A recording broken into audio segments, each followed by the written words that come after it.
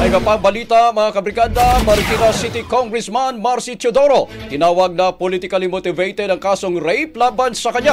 Mula sa Batasang Pambansa, Brigada Haji Kaaminyo, i-brigada mo! Brigada!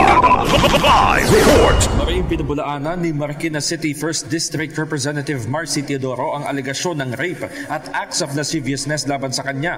Sa isang statement, sinabi ni Teodoro na malisyoso at walang katotohanan ang paratang. Gawa-gawa lamang anya mga akusasyon at ang intensyon ay sirain ang kanyang reputasyon. Naniniwala ang kongresista na politika ang nasa likod ng pagsasampa ng kaso sa Department of Justice at may mga puwersang nagtatrabaho.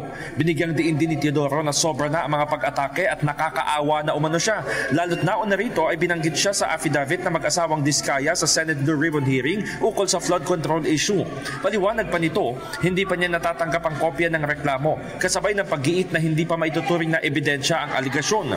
Ito'y dahil sa ilalim pa sa case build-up at legal evaluation ang mga complainant para matukoy ang sufficiency ng ebidensya bago magsagawa ng preliminary investigation.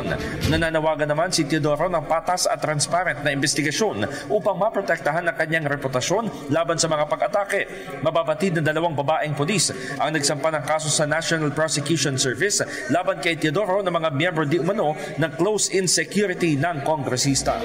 In the heart of changing lives, ako si Brigada Haji Kaaminyo ng 105.1 Brigada News FM Manila, The Music and News Authority. Ang bahaging ito ay hatid sa atin ng Mom's Love ES1 Capsule. Simulang tuparin ang pangarap ng iyong anak. And starting now,